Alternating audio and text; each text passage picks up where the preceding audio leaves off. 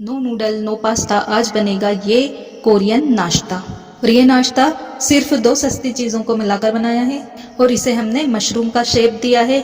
जो लोग मशरूम नहीं खाते हैं वो आलू के ये मशरूम बनाएं तो उन्हें बहुत ही पसंद आएगा और बच्चे तो इसे मांग मांग कर खाएंगे।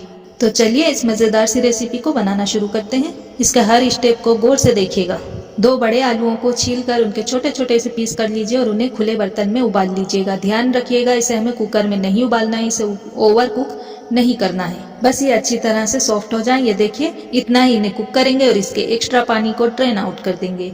फिर इसे मेशर से मेश कर लीजिए। मैं तो इसी छन्नी में इसे चम्मच से या कटोरी से मेश कर लूंगी। गर्ज ये है कि इसका हमें बहुत ही बारीक फाइन पेस्ट चाहिए। आलूओं को हम गरम गरम में ही अच्छा फाइन मेश कर लेंगे। इससे इसमें एक छोटा सा भी लम्स नहीं रहेगा और अच्छे चिकना पेस्ट बनकर तैयार हो जाएगा। तो यहाँ पर मैंने आलूओं को मेश कर ले लिया है। अब इसमें मैं डालूंगी पटेटो स्टार्च। आलू मेरे पास 150 ग्राम के करीब थे तो उसी हिसाब से मैं यहाँ पर 150 ग्राम पटेटो स्टार्च डालूंगी। अगर आपके पास पटेटो स्टार्च ना हो तो आप इसमें कॉर्न स्टार्च डाल दीजिए, उससे भी सेम ये ऐसे ही बनकर तैयार होंगे। पटेटो स्टार्च डालने के बाद हमें यहाँ पर थोड़ा सा ही पानी लगेगा इसका बढ़िया सा डो बनाने के लिए। तो यहाँ पर मैंने थोड़ा थोड़ा करके 2-3 बार इसमें पानी डाल दिया है। इसका डो ना ही ज़्यादा हमें टाइट लगाना है और बहुत ज़्यादा स्टिकी भी नहीं होना चाहिए। तो यहाँ पर मैंने इसका अच्छा चिकना सा डो बनाकर तैयार कर लिया है, ये देखिए। अब चलते हैं सीधा गैस की तरफ। एक बर्तन में हम पानी खौला लेंगे। तो यहाँ पर मैंने एक कढ़ाई में 1 गिलास के करीब पानी ले लिया है, इसे मैं खौला लूँगी। अब इस मिश्रण की हम छोटी छोटी सी गोलियाँ बना लेंगे। तो इसके लिए मैंने हाथों को तेल से ग्रीस कर लिया है। इसके छोटे छोटे से पोर्शन लेंगे और इसके हम गोल गोल गोलियाँ बना लेंगे। अब एक बॉटल को हम तेल से इसके मुंह को ग्रीस करेंगे और इस तरह से गोलियों पे रखकर इसे प्रेस कर देंगे। ये देखिए, तो इस पर मशरूम जैसा शेप बनकर तैयार हो जाएगा। ये देखिए इस तरह से हम पूरे मशरूम बनाकर तैयार कर लेंगे। तो यहाँ पर मैंने इन्हें बनाकर तैयार कर लिया है। दूसरी तरफ कढ़ाई में पानी खोल चुका है। अब इस खोलते हुए पानी में एक एक करके हम मशरूम डालेंगे। ध्यान रखिएगा, अब जब भी इन्हें उबालें तो बड़े बर्तन में ही इन्हें उबालें ताकि ये खुले खुले रहें। इसमें हम थोड़ा सा नमक डाल देंगे।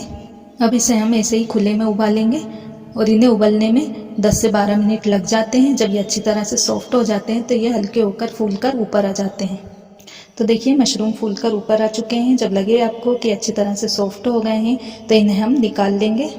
एक स्ट्रेनर में हम इन्हें निकाल लेंगे। ये जब सॉफ्ट हो जाते हैं तो चिली से हो जाते हैं। जब इन्हें पकड़ते हैं तो जैसे हम नूडल को पकड़ते हैं और वो हाथ से फिसलते हैं, ये इसी तरह से हो जाएंगे। इसे हम सीधे ठंडे पानी में डाल देंगे।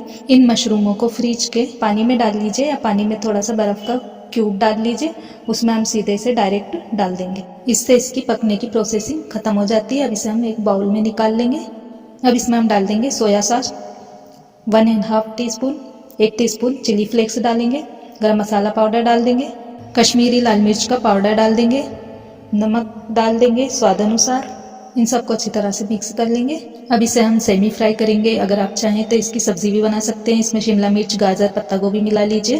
अब तड़का पैन में हम डाल देंगे ऑयल और इसमें हम डाल देंगे 3-4 लहसुन की कली चॉप की हुई।